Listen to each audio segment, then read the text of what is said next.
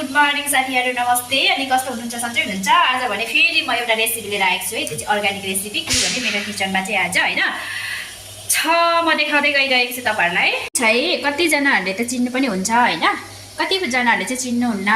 जस प्राय पुरानो र पहाडी भेगको मान्छेहरुले चाहिँ चिन्छ, तर मधेसी र अलि नयाँ पुस्ताका बच्चा-बच्चीहरुले चाहिँ चिन्न गाह्रो हुन्छ। यसलाई चाहिँ छोकुमा भन्छौं हामी चाहिँ हैन, तर यसको नेपाली भाषामा चाहिँ सिस्नु चाहिँ मैले यसरी धुएर यहाँ प्लेटमा राख्दै छु। अनि यहाँ पनि छ, यो चाहिँ मैले नुन पानीमा चाहिँ एकछिन भिजाएको थिएँ, यहाँको मैलाहरू चाहिँ निस्कियोस् भनेर हैन।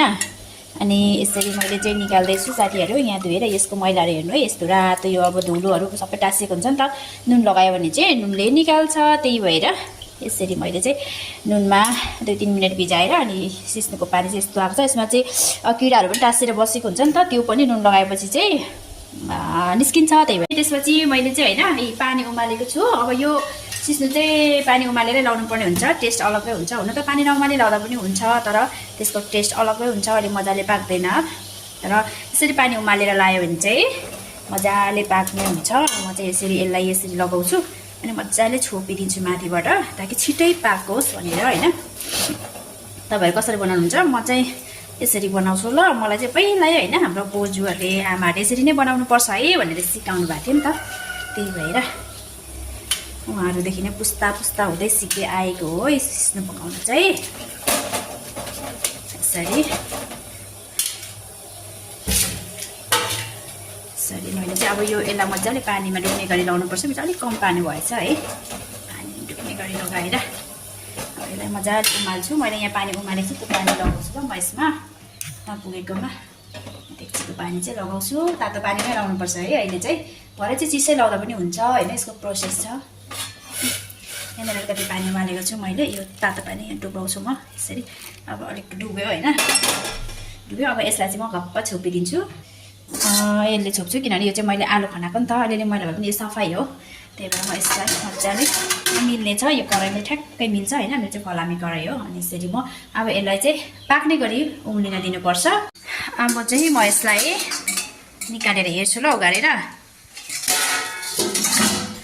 हेर्दाखेरि चाहिँ यतिको भयो, देख्न सक्नुहुन्छ यस्तो भयो है पाकेर। अब पाको कि पाकेन भनेर हेर्नको लागि चाहिँ यो एउटा सिस्नुलाई लिने अनि यसरी यस्तो गर्दा टुक्रियो, यसले यसरी दबाउँदाखेरि टुक्रियो भने चाहिँ पाकेको हुन्छ ल। यस्तो गर्दा चाहिँ 2 टुक्रा पकाउनुपर्छ। यो ठिक्क पाक्यो।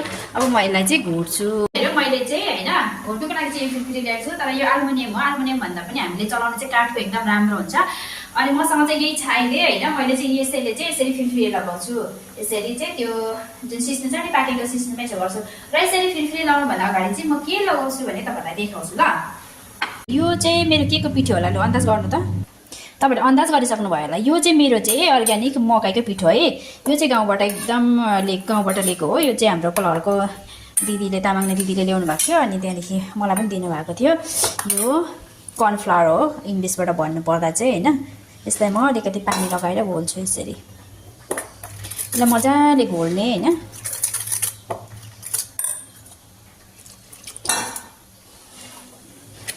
यदि हैन तपाईहरुसँग मकैको पिठो छैन भने चाहिँ आटा लगाउनु पनि सक्नुहुन्छ। कसैले चाहिँ दाल पनि लगाउनु हुँदो रहेछ र कसैले चाहिँ चामल पनि लगाएर बनाउनु हुँदो रहेछ, तर म चाहिँ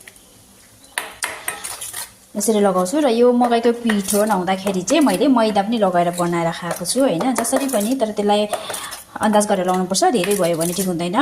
तर यो मकैको पिठो चाहिँ नि जति लगाए पनि हेल्दी नै हो के, यो चाहिँ खानुमा पनि एकदम राम्रो हैन। यसरी अलि पातला पातलै बनाएर यसलाई चाहिँ मजाले घोलेर सरर लगाइदिने हो। हेर्नु चाहिँ यतिको बनाएँ मैले, जसरी हामी सेलरोटी बनाउँछौँ नि त्यतिकै। भरे डल्लो नपरोस् भनेर हो कि यो चाहिँ। यतिकै लाउँदा त डल्लो पर्छ नि त, पानीमा नमसी तातो पानीमा लाउँदाखेरि पिठोहरू जुन पनि डल्लो पर्छ, त्यसलाई मार्नु पर्ने हुन्छ। हामी चाहिँ तातो पानीमा चाहिँ ढिँडो पकाउँदा मात्रै पिठो लगाउँछौँ, तर हामीले यसरी मार्छौँ त्यसलाई हैन। ल यतिको भयो। अब यसलाई चाहिँ म केमा लगाउँछु त, सिस्नुको पाक्दै गरेको सिस्नुमा लगाउँछु ल। ल अब म यसमा लगाउँछु। सरर लगाएँ। लगाएपछि अलिअलि रहेको हुन्छ नि त बटुकोमा, त्यो पनि पानीले पखालेर फेरि लगाउँछु यसरी। अब यसले एकचोटि मजाले चलाइदिने।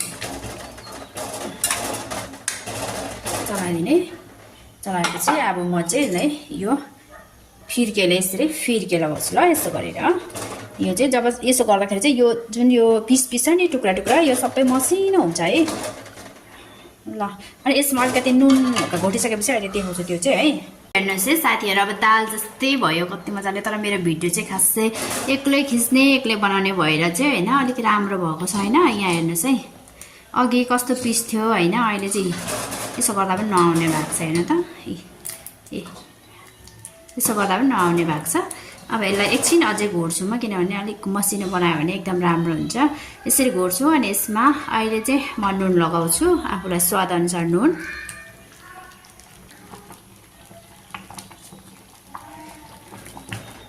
म चाहिँ सिधे नुन चलाउँछु साथीहरू तपाईँहरू आयो नुन खानुहुन्छ होला होइन म चाहिँ सिधे नुन आयो नुन पनि घरिघरि मिसाएर खानु भन्छ त्यही भएर प्रायः म चाहिँ सिधे नुनै खान्छु ल अब यसलाई एकछिन घोड्छु फेरि ल मैले यसलाई घोटिसकेँ होइन आफूलाई कतिको चाहिँ बाक्लो खान मन लाग्छ त्यही अनुसारको बनाउने हो अब यसलाई चाहिँ योभन्दा पातला खान मन लाग्छ भने यसलाई थोरै पानी लगाएर उमाल्न सक्नुहुन्छ र योभन्दा थोरै बाक्लो खानुहुन्छ भने यसैलाई झोल सुकाएर चाहिँ ठिक्कको बनाएर निकाल्न सक्नुहुन्छ है साथीहरू म चाहिँ अलिक बाक्लो बनाउँछु एकछिन यसलाई सुक्न दिन्छु ल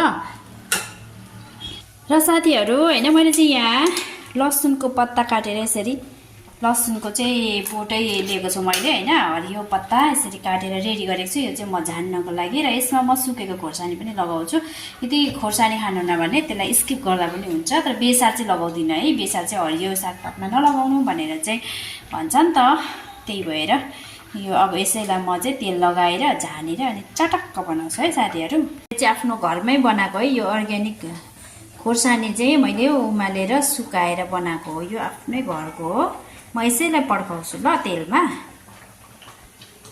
साथीहरू मैले ग्यास अन गरिसकेको छु होइन यो हाम्रो पुरानो डाडो हो यो चाहिँ हाम्रो पुस्तौँ डाडो भनौँ न यो डाडोमा चाहिँ म जान्छु यो पनि एल्युमिनियमको नचलाउनु पर्ने हो तर मसँग यही भएकोले मैले यही चलाएँ किनभने मसँग यो छ नि त कराईमा चाहिँ यो पकाएको छु त्यही भएर अर्को कराई छनु त तर धुनलाई झ्याउ हुन्छ क्या त्यही भएर म चाहिँ यसमै झान्दैछु ल यो डाडो तातिसक्यो म यसमा तेल लगाउँछु तेल चाहिँ यो पत्ता डुब्ने गरी लगाउँछु यो मेरो अर्ग्यानिक तेल हो है फेरि झिसिमिसी तेल होइन नि साथीहरू यो छ अब म चाहिँ यो खोर्सानी लगाउँछु खोर्सानी चाहिँ चिरेर लाउनु पर्ने तर यहाँ मोबाइल पक्रिने मान्छे नभएर म डल्लै लगाएँ है ए कता पसी गयो यहाँ लगाएँ भनेको अर्कोतिर लगाइ गएछु अब यो लगाउँछु ल यो तपाईँले चलाउने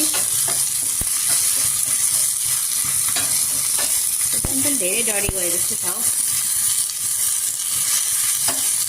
हो गएछ खोर्सानी कति छिटो तातिएछ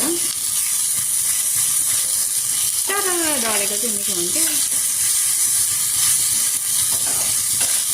बास्ना त मक आयो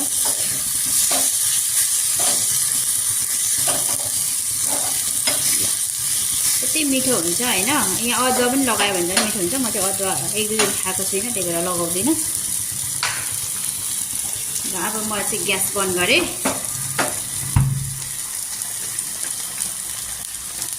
यो कतिको भयो यसलाई चेक गर्ने ल ठिक्कको भएछ अब यतिकै खाने हो अब यसलाई चाहिँ ग्यास बन्द गरेर झ्याइँ हाल्ने ल अब डाडोमा हालेको यो मसलालाई चाहिँ यसरी लगाउँछु म